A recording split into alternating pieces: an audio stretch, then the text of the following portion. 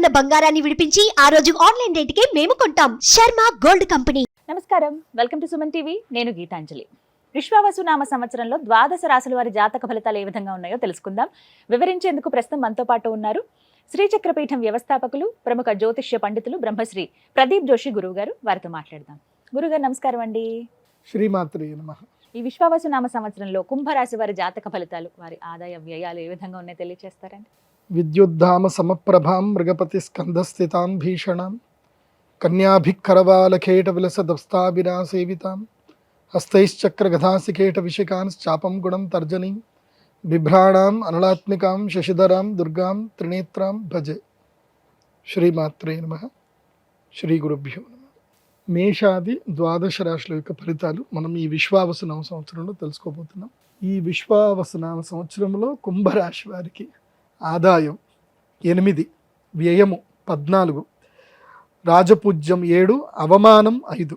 కుంభరాశి వారికి ఈ సంవత్సరం కుంభం అంటే ఏంటి? నిండు కుండ. ఈ నిండు కుండ ఎట్లా ఉంటుంది అని అంటే ఈ సంవత్సరం కొంచెం బాగుంది. కొంచెం బాగుంది. ఎలా ఉంది కదండి, ఏలినాటి శని 2.5 సంవత్సరాలు కదా. సో నేనేమంటానంటే ఏలినాటి శని తెలుసుకోండి. నెత్తి మీద నుంచి 7.5 సంవత్సరాలు అంటే ఇప్పుడు మేషరాశి వారికి ఇక్కడ ఉంటాడు, మీన రాశి వారికి ఇక్కడ ఉంటాడు, మకర రాశి వారికి ఏంటంటే నాభి స్థానము నుంచి కిందికి దిగుతూ ఉంటాడు. కుంభరాశి వారికి దిగుతూ ఉంటాడు. కాబట్టి కుంభరాశి వారు ఒక్క తప్పు మాత్రం చేయొద్దు. ఈ సంవత్సరం పెళ్లి చేసుకోవద్దు, రిలేషన్షిప్ జోలికి అస్సలు వెళ్ళకూడదు. ఎందుకోసం అంటే ఇట్లాగే జరిగిన సందర్భం చెప్తాను. ఎల్లాంటి శని పోయే ముందు మకర రాశి వాళ్ళకి ఏం జరిగిందో చెప్తాను, వినండి. వాడు మంచి ఐటీ ఎంప్లాయ్, నెలకి 3 లక్షలు సంపాదిస్తాడు, మంచి సంపాదన, అమ్మ నాన్న ఇల్లు అంతా బాగుంది. మ్యాట్రిమోనీ వెబ్సైట్లోకి వెళ్ళాడు, పెళ్లి సంబంధాలు చూస్తున్నాడు, దొరకట్లేదు. ఒక అమ్మాయి ఇతనికి పింగ్ చేసింది, మెసేజ్ చేశాను. అమ్మాయి చూడడానికి కూడా ఏమంత బాగుండదు. సరే ఏంది అంటే, ఏం లేదు ఊరికే మీ ప్రొఫైల్ బాగుంది, మీరు ఎట్లా నన్ను ఒప్పుకోరలేండి కానీ కాకపోతే మీతో మాట్లాడాలనిపిస్తుంది అని చెప్పేసానంటే వీడు సరే అని మాట్లాడాడు.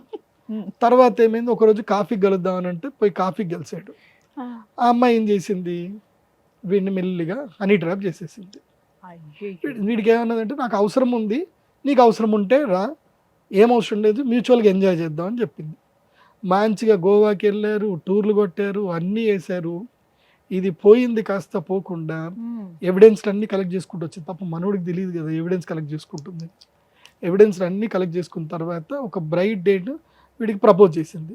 వీడు అన్నాడు ఏదో అర్జున్ రెడ్డి సినిమాలో వాడుకో కొట్టినట్టుగా ఐ లవ్ యూ వద్దు అని అంటే, బ్రైట్ రోజున లేదు నేను మొదలే చెప్పిన కదా, సింపుల్ కమిట్మెంట్ అనుకున్నాం కదా, ఈవెన్ ప్రేమలు గీమలు ఏం లేవు, పెళ్ళి లేవంటే సరే రేపు నేను జూబ్లీ హిల్స్ పిఎస్లో కంప్లైంట్ చేస్తా రా అని చెప్పేసి పోయింది. జూబ్లీ హిల్స్ పిఎస్లో రేప్ కేసు కంప్లీట్ చేసేసింది. అయిపోయి నన్ను పెళ్లి చేసుకుంటాను, తిరిగి నన్ను మోసం చేసిండు అని రేప్ కేసు కంప్లైంట్ ఫైల్ చేసింది. ఇప్పుడు వాస్తవము ఇద్దరికీ తెలుసు, కంప్లైంట్ తీసుకున్న ఆఫీసర్కి కూడా తెలుసు. వీడు అన్ని ఎవిడెన్స్ అన్ని చూపించిండు, సార్ ఇట్లా ఉంది సార్, ఇట్లా చాటింగ్ చేసింది సార్ అని చెప్పిండు. కానీ ఆయన ఏం చేయలేడు కదా, పోలీస్ ఆఫీసర్ కూడా ఏం చేయలేడు కదా, కోర్టుకు పోవాలి, చుట్టూ తిరగాలి. ఇప్పుడు ఆమె ఏమంటది, నాకు ఒక ₹1,00,00,000 ఇయ్యు, లేదంటే నీ ఇల్లు రాసి ఇయ్యు, ఇల్లు ఉంది కదా నీకు, ఇల్లు నాకు రాసి ఇచ్చేసి, మీ అమ్మ నాన్న నువ్వు ఎటనో రోడ్డు మీద పడిపో, నాకు ఇల్లు రాసి ఇచ్చేసాయి, ₹1,00,00,000 ఇవ్వు, లేదంటే నీ మీద అట్లాగే రేప్ కేసు ఉంటుంది. పాపం ఆ పిల్లాడు 5 ఏళ్ల నుంచి ఆ రేప్ కేసు పోతలేదు. ఎవరు వచ్చినా సరే నీ మీద కేసు అందరికీ చెప్పేస్తుంది.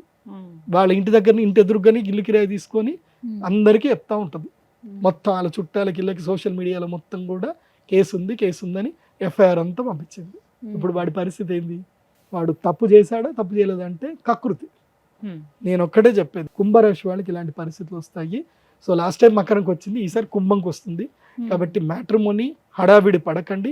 ఈ సంవత్సరం నో రిలేషన్షిప్స్, కుంభరాశి no relationships, only earnings, only డబ్బులే, నో మెన్ నో క్రై. ఇది అబ్బాయిలకి, అది అమ్మాయిలకు కూడా ఉంటుంది ఇట్లాంటి సమస్యలు, అమ్మాయిలకు కూడా అదే చెప్తున్నా. ఓన్లీ ఎర్నింగ్, డబ్బులు, ఓన్లీ డబ్బులే సంపాదించాలి, ఇంకేం వద్దు. పేరు డబ్బు సంపాదించుకోండి. ఇది చేస్తేనే కుంభరాశి వారికి ఈ యొక్క గురుగ్రహం యొక్క అనుగ్రహం లభిస్తుంది. శని నుంచి విముక్తి పొందాలి అని అంటే ఏం లేదు, 7 కొండల స్వామి కొండెక్కాల. నెలకోసారి ఎక్కినా తక్కువేం లేదు కుంభరాశి వారికి. ఎందుకోసం అంటే కాళ్ళ మీదకి శని వస్తాడు. ఎందుకోసం ఈ విషయం చెప్తున్నా అంటే నాభిక్షేత్రానికి కింద వస్తే గుహ్యస్థానం, గుహ్యస్థానం దగ్గరికి శని వచ్చాడు అంటే ఏం చేస్తాడు అంటే మీకు ఆతృత ఎక్కువగా క్రియేట్ చేస్తాడు, లస్ట్ క్రియేట్ చేస్తాడు. మీరు ఆ లస్ట్కి ఎక్కడైనా లొంగిపోతే జీవితం నాశనం.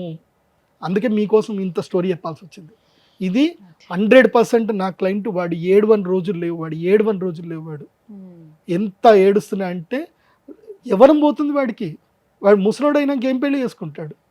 27వ ఏట ఇష్యూ జరిగింది, ఇప్పుడు వాడికి 32వ ఏట. 32 ఏళ్ళకి వాడు ఎవరిని పెళ్లి చేసుకుంటాడు? ఎట్లా చేస్తాడు? వాడు డబ్బులు ఇవ్వలేడు, పోగొట్టుకోలేడు. ఇటు అది నిరూపించుకోవాలంటే ఎన్ని సంవత్సరాలు పడుతుంది.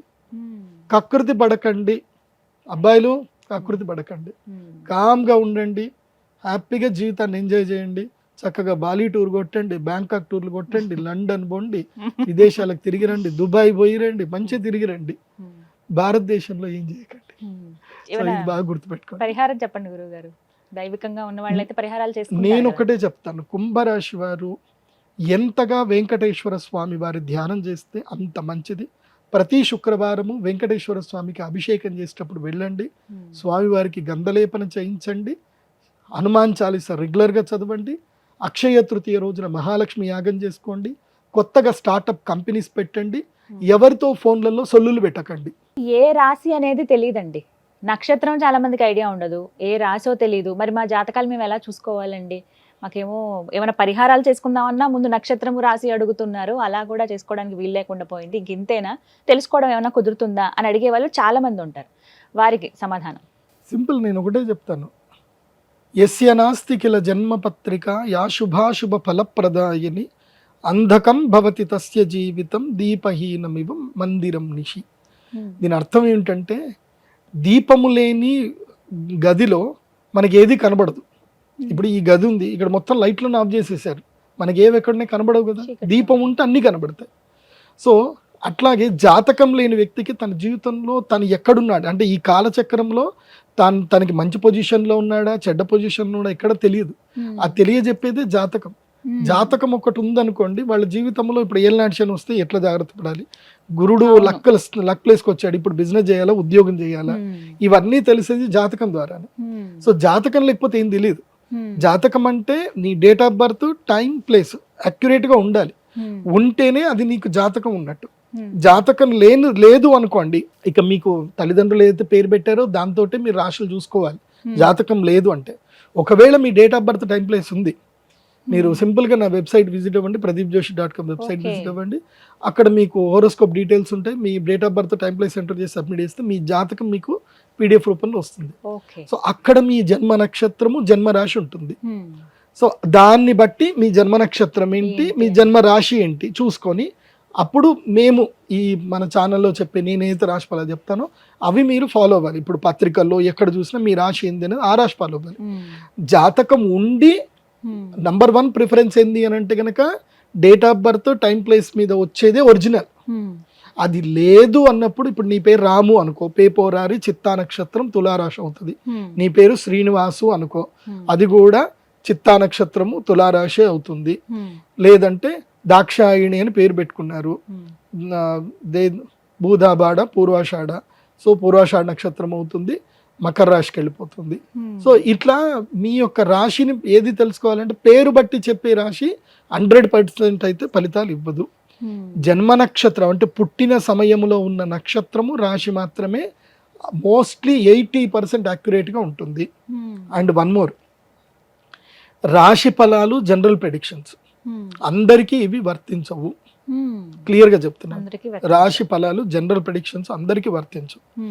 నీకంటూ నీ ప్రత్యేకమైన దశ అంతర్దశలు ఉంటాయి, అవి మాత్రం నీకు మాత్రం వర్తిస్తాయి 100%. రాశి ఫలాలు జనరల్ ప్రెడిక్షన్ అంటే అప్ టు 60 to 80% యాక్యురేట్ గా ఉంటాయి. 60% అయితే కన్ఫర్మ్, 80% వరకు కొంతమందికి యాక్యురెన్సీ ఉంటుంది. కానీ నీకు 100% 80 to 100% యాక్యురెన్సీ రావాలి అని అంటే దశాంతర దశలు తెలుసుకోవాలి. సో ప్రతి ఒక్క వ్యక్తికి దశాంతర దశలు డిఫరెంట్గా ఉంటుంది. ఇప్పుడు మీరున్నారు, మీ అక్క చెల్లెలు ఉన్నారు, మీరు అందరు ఇంట్లో ఒకే ఆర్థిక పరిస్థితుల్లో అందరూ ఒకే ఇంట్లో ఉంటున్నారు. కానీ అందరికి ఎవరి అదృష్టం వాళ్ళదే, ఎవరి నాలెడ్జ్ వాళ్ళదే, ఎవరి యోగాలు వాళ్ళదే. ఒకే ఇంట్లో ఉండే ఆడపిల్లలు, ఒక ఆవిడ తక్కువ చదువుకొని ఉండి పెళ్లి చేసుకున్న తర్వాత ఆవిడకి అదృష్టం రావచ్చు, ఒక ఆవిడ బాగా చదువుకొని జీవితాంతం ఉద్యోగం చేస్తూనే ఉండొచ్చు. చదువున్నంత మాత్రాన అదృష్టం వస్తుందని లేదు, చదువు లేనంత మాత్రాన దురదృష్టం అవుతారని లేదు. సో అదృష్ట దురదృష్టాలు చదువు మీద, స్కిల్ మీద పని చెయ్యవు. స్కిల్ అనేది జస్ట్ ఏదో బూస్టప్ చేయడానికి పనిచేస్తుంది తప్ప ఎంత స్కిల్ ఉన్నా అదృష్టమే పనిచేస్తుంది. లైక్ ఎగ్జాంపుల్ చెప్పాలంటే రజనీకాంత్ గారు, ఆయన్ని నార్మల్ వ్యక్తి చూస్తే ఆయన స్వయంగా చెప్పారు, నేను ఒక గుళ్ళో కూర్చున్నప్పుడు నన్ను బిచ్చగాడు అనుకొని ఒక ఆవిడ డబ్బులు వేసి వెళ్ళింది. అప్పుడు నేను నవ్వుకున్నాను. దేవుడు గనక నా పైన అనుగ్రహం చేసి ఉండకపోతే, నేను సినిమా స్టార్ అని తెలియదు, ఒక నార్త్ గుడిలో కూర్చున్నప్పుడు, నార్త్ ఇండియాలో గుడిలో కూర్చుంటే ఆమె గుర్తుపట్టుకుని డబ్బులు వేసి వెళ్ళిపోయింది. సో ఇది నా పరిస్థితి. ఆయన అహంకారానికి వెళ్ళా, ఆయన తిట్లే. సో భగవంతుడు నన్ను ఇట్లా కరుణించాడు అన్న ఒక పాజిటివ్నెస్ లో ఆయన గొప్పవాడు. ఆ గొప్పతనం అనేది అందరికీ రాదు. అలాంటి బుద్ధి, అలాంటి విచక్షణ ఉంటే తప్ప దేవుడు అదృష్టాన్ని ఇవ్వడు అందరికి. రూపము, యవ్వనము, గుణము, సద్గుణం కాదు, అదృష్టం అనేది భగవంతుడు ఇవ్వాలి. అది ఇస్తే అది ఎవరికి ఇవ్వాలో వాళ్ళకే ఇస్తాడు. దానం ఎవడు చేస్తాడో, ఎవరికైతే ఇచ్చే గుణం ఉంటుందో, ఎవరికైతే పంచే గుణం ఉంటుందో వాడికే భగవంతుడు అదృష్టాన్ని ఇస్తాడు, ఊరికే అందరికి ఇవ్వడు. సో కాబట్టి జాతకం చాలా ఇంపార్టెంట్. ఇప్పుడు నేను రాశిఫలాలు చెప్తాను, కానీ చెప్పేటప్పుడు మీరు జాతకం లేకుండా మీ ఇష్టం వచ్చినట్టుగా మీ పేర్లతో చెప్పుకొని గురుగారు కరెక్ట్ చెప్పలేదు, అన్ని రాంగ్ వెళ్ళిపోతున్నాయి అనుకుంటే అది మీ పొరపాటు, నా పొరపాటు కాదు. సరిగ్గా సరి చూసుకుని ఎవరి రాశి ఏదో, నక్షత్రం ఏదో చూసుకుంటే సరిపోతుంది. ధన్యవాదాలు గురుగారు. నమస్కారం.